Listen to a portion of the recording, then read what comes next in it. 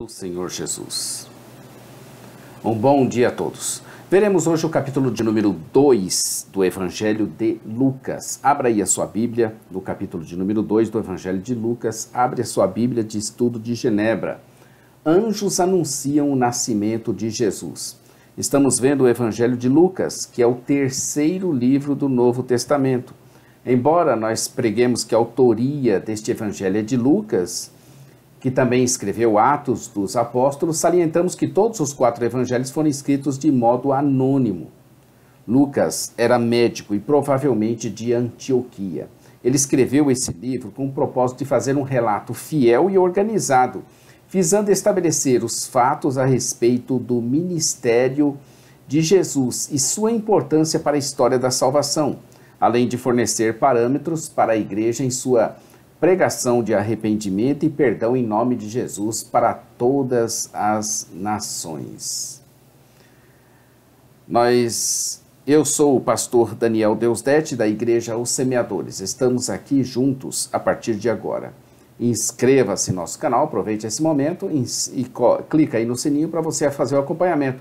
Todos os dias temos um vídeo da Palavra de Deus, todos os dias um capítulo da Bíblia aqui, a gente fazendo reflexões a respeito do Evangelho, fazendo a respeito de qualquer assunto dentro da Bíblia. Então estamos estudando com a ajuda da Bíblia de Estudo de Genebra o Evangelho de Lucas, que nós já falamos o propósito principal dele. Estamos já na terceira parte, que é a preparação do ministério público de Jesus em continuação.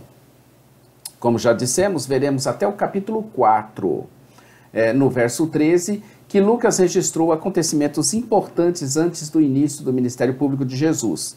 Salientou que os papéis de João e de Jesus estavam interligados e que Deus estava intervindo para trazer a salvação ao seu povo. Dividimos assim em 2 partes, nós estamos vendo em continuação 2 mães, 2 crianças, a parte A. Começou no capítulo 1, no verso 5, e vai até este capítulo, até o seu verso de número 52. A história cristã sobre as origens de Jesus está relacionada com o nascimento milagroso de João Batista, que foi precursor de Jesus. João já havia nascido e era muito formoso. Ali estava Maria com seu esposo José para se alistarem por causa do recenseamento decretado por César Augusto. Maria estava grávida. Que coisa mais linda e que coisa mais fofa não seria ver a mãe de Jesus naquele estado, hein? A semente da vida dos homens ali no corpo frágil de uma mulher num ambiente que parecia até hostil. E bota hostil nisso, né? Por ocasião disso, chegou a hora de nascer um menino.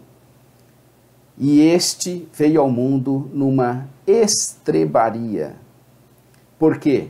Não havia entre as instalações dos homens lugar para nascer o Rei e o Senhor.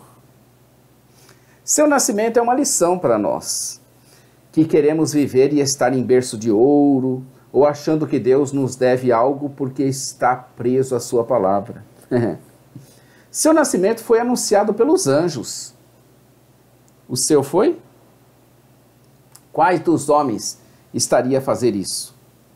Talvez unicamente João Batista, seus seguidores e os magos do Oriente. Se fizeram isso, nada está registrado. Também seu nome Jesus foi anunciado por Gabriel, anjo de Deus, a Maria.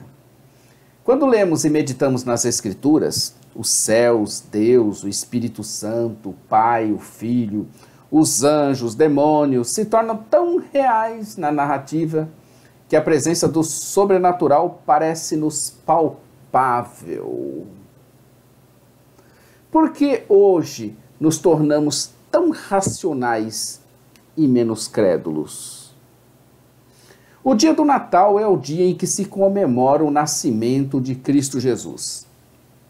Embora seu verdadeiro aniversário deve provavelmente ser 1º de abril de 4 a.C., provavelmente, eu não afirmei nada.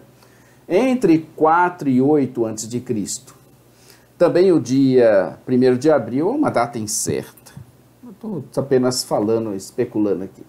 Com certeza a data está errada para o aniversário de Jesus, mas a comemoração ficou sendo aceita. E os povos se cumprimentam com Feliz Natal no dia 25 de dezembro.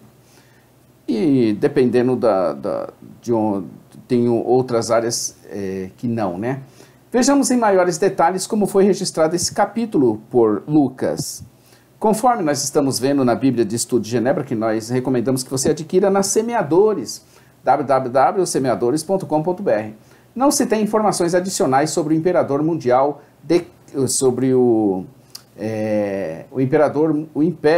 imperador mundial, decretado por César Augusto. Porém, sabemos que este imperador reorganizou a administração do império e realizou vários censos. Lucas parece se referir a uma instrução administrativa do imperador. Quirino era o governador da Síria quando ocorreu o censo em 6 d.C. Ele já atuava naquela área por volta do ano 10 e do ano 7 a.C. Parece que naquela época era costume realizar o censo a cada 14 anos, de modo que Quirino estaria ou deveria estar presente naquela região na ocasião desse episódio relatado por Lucas.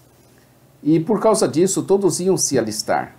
As pessoas queriam ir a seus lugares de origem para se registrarem. Como José era descendente de Davi, o seu lugar de origem era no lar tradicional da família de Davi. Ele foi com Maria, sua esposa. Não há indicação de que Maria também fosse obrigada a registrar-se. Talvez José não quisesse deixá-la sozinha em Nazaré nesse momento. Foi justamente ali, naqueles dias, que ela sentiu as dores de parto. O nascimento de Jesus é descrito de modo simples. A própria Maria o vestiu, o que sugere que ela não teve o auxílio de uma parteira. Os panos que usou para enfaixá-lo eram longas tiras de tecido, geralmente utilizadas para esse fim. Ela devia estar preparada, óbvio. O fato de ter colocado o bebê numa manjedoura pode indicar que o nascimento ocorreu mesmo em um estábulo. Uma tradição antiga diz que Jesus nasceu numa caverna, que também poderia ser usada como estábulo. A manjedoura geralmente ficava em lugares abertos, então é possível que Jesus tenha nascido ao ar livre. Outra sugestão é que o lugar pertencia a uma família pobre, onde os animais se abrigavam debaixo do mesmo teto que a família. Eles estavam ali no estábulo porque não havia lugar para eles na hospedaria. Poderia indicar que o dono do hotel não quis hospedá-los, ou que José chegou tarde demais para conseguir alojamento. Naquele momento espetacular do nascimento de Messias, alguns pastores estavam no campo, trabalhando e cuidando do rebanho. O fato de o rebanho estar sendo cuidado a céu aberto não significava que era inverno, pois os animais usados para os sacrifícios no templo eram mantidos nos campos nessa região, mesmo no inverno. Não temos nenhuma informação que indique em que mês ou dia ou ano aconteceu o nascimento. Os pastores eram uma classe desprezada, pois o seu trabalho os impedia de guardarem a lei cerimonial. Como eles viajavam pelo país, era comum que alguns se tornassem ladrões. Por isso eram considerados suspeitos e não se aceitava o testemunho deles no tribunal. Era como se fosse uma escória, como se fosse um resto da sociedade que cumpre um papel que é importante para a sociedade, mas que não tem valor nenhum. Pois foi ali, justamente diante deles, que o Senhor resolveu, mediante o seu anjo, fazer uma aparição teofânica. Eles, cercando-os com a sua glória e resplendor, tanto foi magnífico que tiveram um grande temor, mas logo foram apaziguados e ministrados com a paz do Senhor. Então repara bem, um show pirotécnico estava sendo preparado por Deus para comemorar o nascimento do menino. Pirotécnico, eu estou dizendo assim, é que é espetáculo com miríades de anjos, vozes, trombetas, anjos, toda aquela teofania, toda aquela manifestação tão grandiosa. E quem é que estava presente ali? Aqueles pastores rejeitados pela sociedade. Mas ninguém. Onde estava a imprensa? Onde estava o Google? Onde estava a Rede Globo, a CNN? Onde estava a televisão? Onde estava a mídia, o governo? Ninguém. O rei do universo nascendo Deus dando um show da natureza. E quem é o público? Os pastores rejeitados pela sociedade. Isso cabe muita reflexão, viu? O anjo inicia ao estilo tradicional, tranquilizando os homens atemorizados. E então passa a fazer o uso de termos grandiosos para declarar a alegria e as boas novas que anunciava. Essas boas novas não eram somente deles, mas de todo o povo, um termo geralmente utilizado para indicar que o povo de Israel, embora essas boas novas fossem alcançar o mundo inteiro, chegaram primeiro à nação da aliança divina. Na cidade de Davi, naquele momento, tinha nascido o Salvador, verso 11. Jesus é chamado de Salvador, apenas em 2 ocasiões nos 4 evangelhos. Veja também João 4,42. O Salvador é Cristo, o Senhor, disseram os pastores. O termo Cristo significa Messias, um termo hebraico para ungido, e o termo Senhor era usado com frequência na Septuaginta, a tradução grega do Antigo Testamento, para se referir a Deus. Como se não bastasse tudo isso, aqueles simples pastores, foi-lhes dado um sinal que possibilitaria que encontrassem a criança e verificassem a veracidade das palavras do anjo. Que tratamento! É fantástico! Agora, dói no coração saber que nós o rejeitamos, né? Eu uso plural majestático aqui, né, para nos incluir dentro disso, né? Como estaríamos na sociedade? Não seríamos melhores que eles, não. Triste isso, viu? Ainda não era o fim daquele espetáculo de visão, pois ainda apareceu uma multidão da milícia celestial.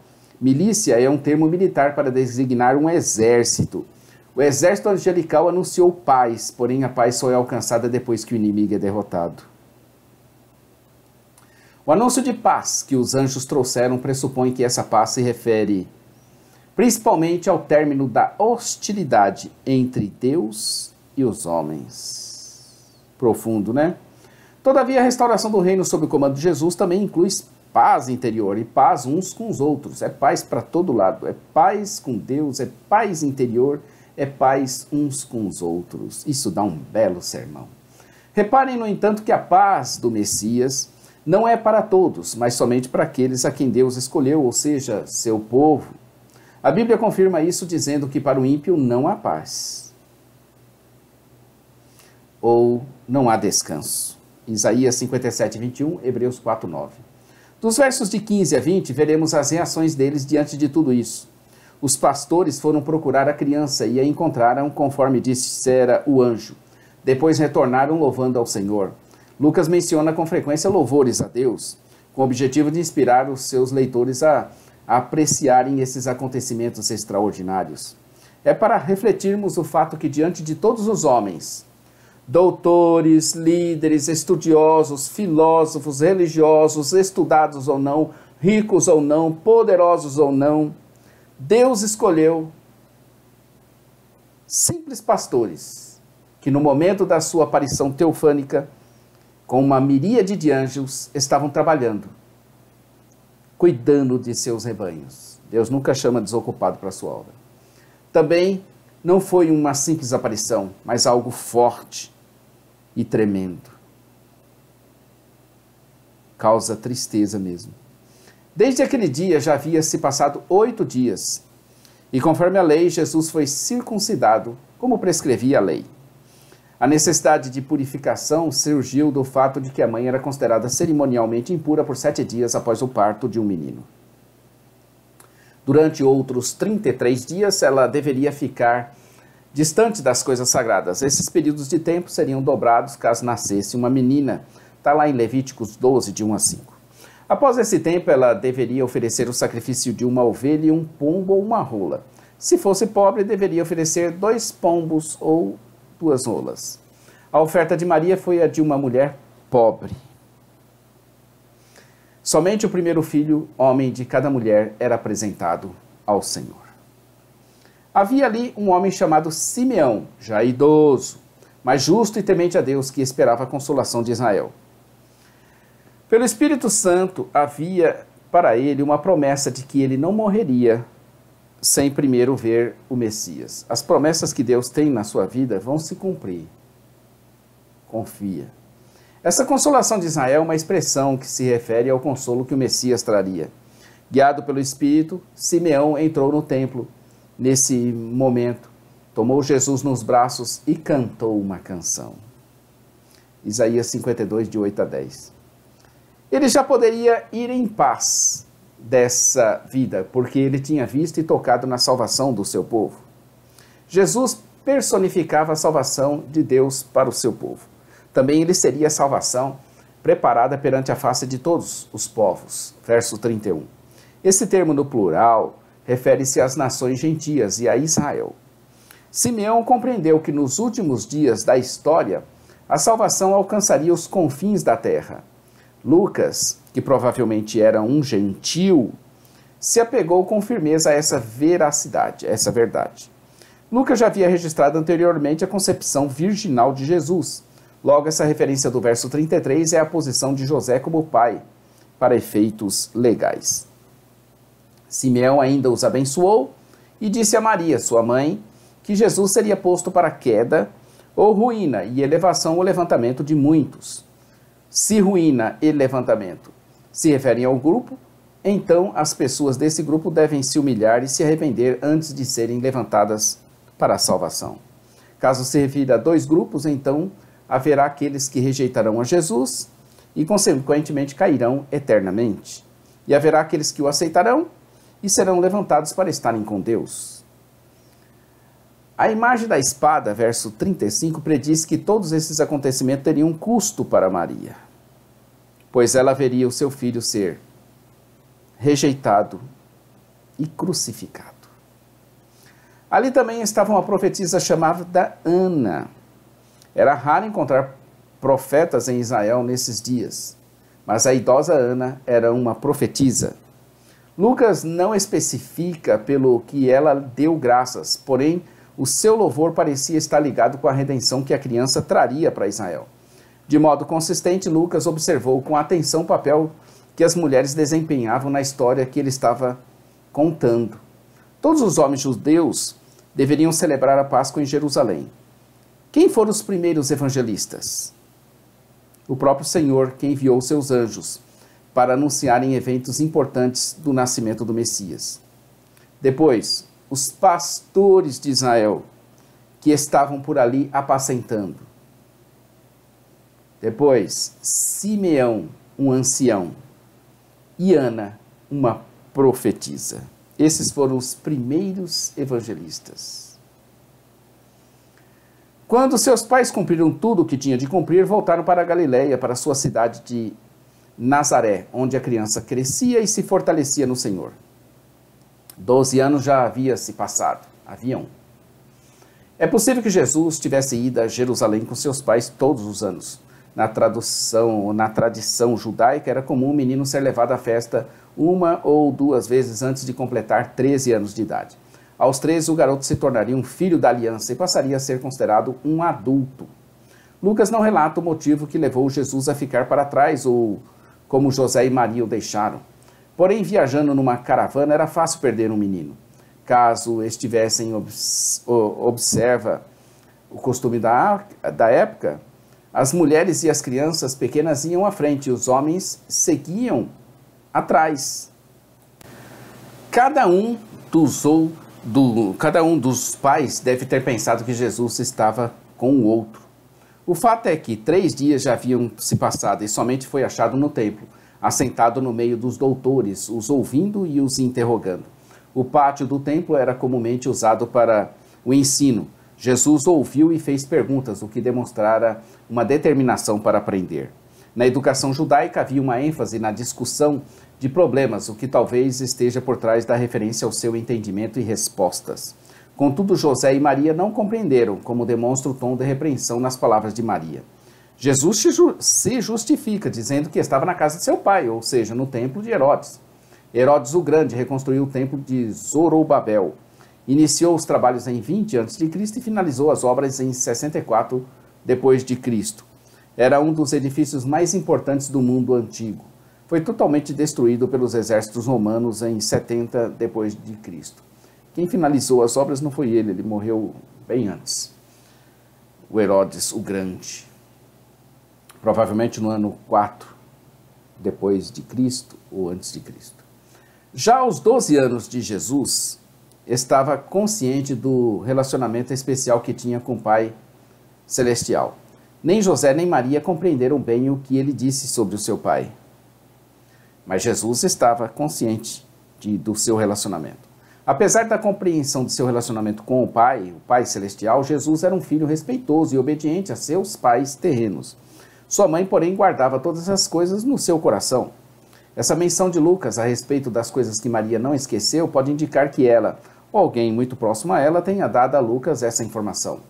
E continuava Jesus a crescer em sabedoria, em estatura e em graça diante de Deus e dos homens. Lucas encerra o registro sobre a infância de Jesus, observando o seu desenvolvimento saudável, pessoal, intelectual, físico, espiritual e emocional. Ao mencionar que ele havia se desenvolvido em todas essas áreas, Lucas indica a natureza verdadeiramente humana de Jesus. Sua divindade já havia sido indicada no capítulo 1, no verso de número 76. Lucas 2 começa assim: naqueles dias foi publicado um decreto de César Augusto, convocando toda a população do império para recensear-se. Esse é o primeiro versículo do capítulo 2 de Lucas, que tem 52 versículos, e o versículo 52 é: e crescia Jesus em sabedoria, estatura e graça diante de Deus e diante dos homens. Crescia Jesus em estatura e graça diante dos homens e diante de Deus. E você, eleitor, está crescendo também diante dos seus pais, diante da sua sociedade, diante da igreja, diante da sua família, diante dos amigos, diante de Deus? Se não, o que é que está errado, meu amigo? Medite nas palavras de Deus, que ele irá ajudá-lo com certeza. Amanhã estaremos aqui com mais um capítulo, Lucas 3. Está na hora de sua escolha por Jesus. Inscreva-se no nosso canal, clica no sininho para você acompanhar-nos diariamente, porque todos os dias um novo vídeo. Aproveita, dá um joinha aí, dá um like, abençoa, multiplica, espalha, compartilha. Se você gostou, também faça seu comentário, tire suas dúvidas, vamos juntos aprendendo. Nós estamos aqui para aprender, ninguém aqui sabe nada. Todos nós aqui somos servos do Senhor e nós só temos um pastor, que é Jesus Cristo. Então, um bom dia para você. A parte escrita aí, jamaisdesista.com.br. A nossa loja virtual, ossemeadores.com.br. Nosso programa de rádio todos os dias, radioossemeadores.com. Todos os dias às 8h30. E ao sábado nós temos Momento Missionário com o pastor Johnny Ramos, diretamente da Suécia. Como dissemos sempre, Maranata. Ora, ora, vem, Senhor Jesus. Deus abençoe, queridos, sua vida, sua família, seu ministério. Amém.